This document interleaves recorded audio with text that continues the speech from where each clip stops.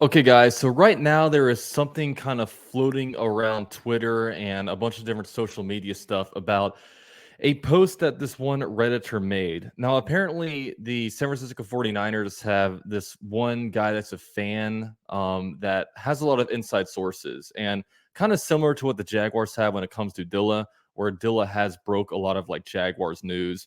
But when it comes to people like this, there's people like Adam Schefter and Ian Rappaport that when they tweet something, it's going to happen. And then there's people like that are just random Twitter people. And then when it comes to Dilla and I guess the San Francisco guy, they're probably right in the middle. So, they're not a completely legitimate source, but you do know that they have some sources and there's some actual stuff that they broke. Like this guy that put out this post was basically broke the Christian McCaffrey thing before it came out. So what this guy says is that I'm the same Redditor who broke the Christian McCaffrey to 49ers trade news before it happened. This is a recent development, and this is happening right now. There has been a breakdown in negotiations between the 49ers and Nick Bosa. Bosa is asking for a lot more than the 49ers budgeted for and essentially has all the leverage in the current situation. 49ers are threatening to trade him to an unnamed AFC team if Bosa doesn't sign their current offer within the next week. Unnamed team is prepared to pay Bosa what he wants.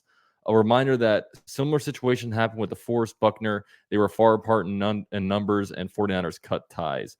San Francisco reportedly has been working on the parameters of a blockbuster trade for several weeks.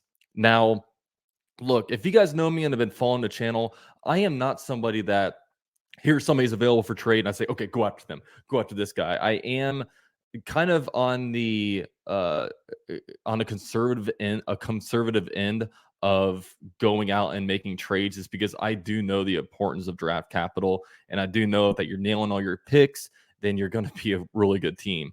But the last time I really hammered out and like went out there and said Jaguars need to trade for this dude was back when Calvin Ridley, before he got suspended. I was like, dude, this is a guy that the Jaguars could certainly need. But now I am on the Nick Bosa train. I mean, the Jaguars would definitely have to give up a substantial amount to get a guy like this. I'm wearing Josh Allen's jersey. It will probably require the Jaguars cut ties with Josh Allen. They're going to lose a pass rusher. We give them a pass rusher that's definitely lower caliber. But if they're prepared to sign Josh Allen, the Josh Allen is not going to command the same contract that a guy like Nick Bosa would command. And when you look forward, it's like, okay, well, if you sign him, how are we going to sign these different players on a Jags? Look, there's a few guys that the Jaguars need to prioritize when it comes to, re-signing. That would be obviously Jaguars quarterback Trevor Lawrence. Sooner the better you sign him. And there's also Calvin Ridley. They need to re-sign him because in 2024, he's set to be a free agent, and he's a true legitimate number one wide receiver. The Jaguars need to figure out how to keep him around.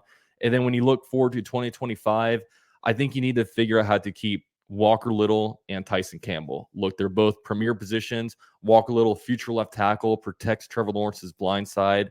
And then you have Tyson Campbell, who is a number one cornerback, lockdown guys. Outside of that, safeties, they're kind of, you're going to have to replace Rayshon Jenkins soon, maybe even like Andre Cisco when he's a free agent in a couple years.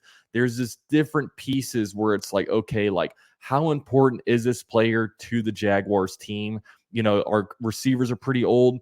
I don't know how much longer guys like Christian Kirk and Zay Jones, the Jaguars will be able to keep, those guys. We probably got to get younger at the wide receiver position, especially as we brace to, re-sign Calvin Ridley to a new deal. So there's certain players that, look, these guys are cornerstone players. The Jaguars need to keep those guys.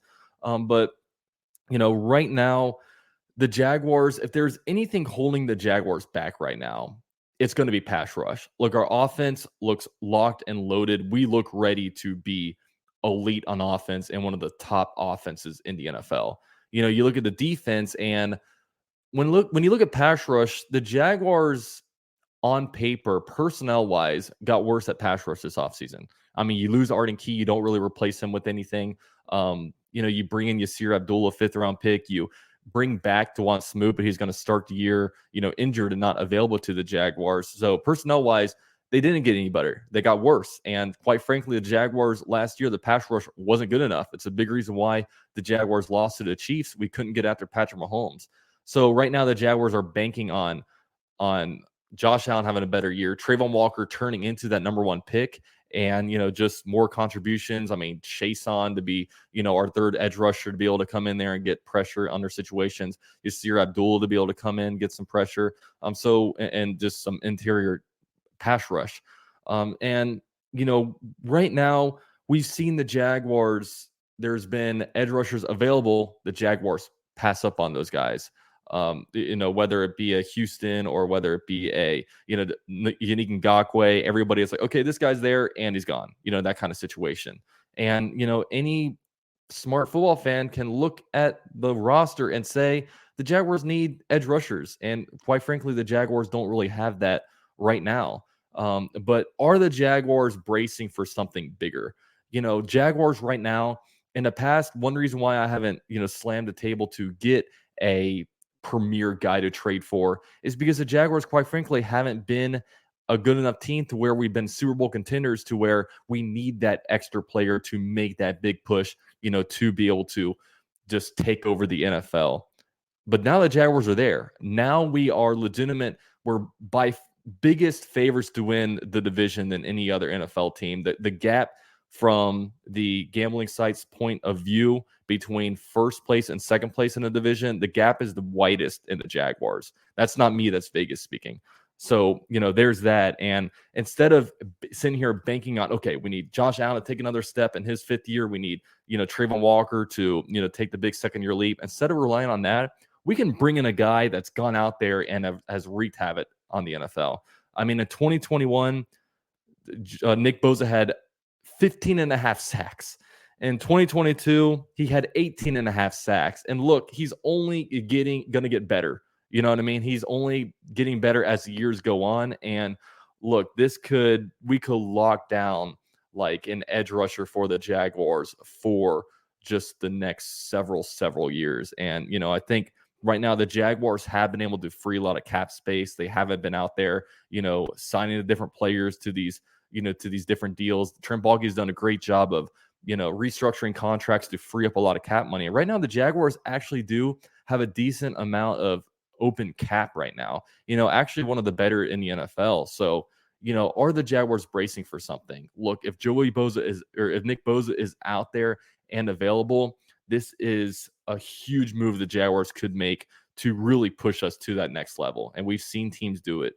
We've seen the Bills do it recently, and just making that big trade to really push your roster over the top. It's intriguing. I don't know how legitimate this source is, but if Nick Bosa truly is available, the Jaguars better go out there, inquire, and we have a lot of, draft space open. It's probably going to cost Josh Allen maybe a couple first rounders, but at this point, I'm expecting the draft in the 20s. Those first rounders don't mean the same thing when the Jaguars were awful and we were drafting top 5, top 10 in there every year. So, we'll see. We'll see what happens. I'm really excited. I hope we can maybe get some players in there to, relieve some of the draft capital it's going to cost, but, we'll see. But let me know what you guys think. I would hate to get rid of Josh Allen because I do really like him and he loves Jacksonville and stuff like that. But, at the end of the day, football is a business. It's not anything personal. And yeah, we'll see what happens. It's really exciting that this is going on. So let me know your thoughts. Drop a like for me on your way out. Go Jags.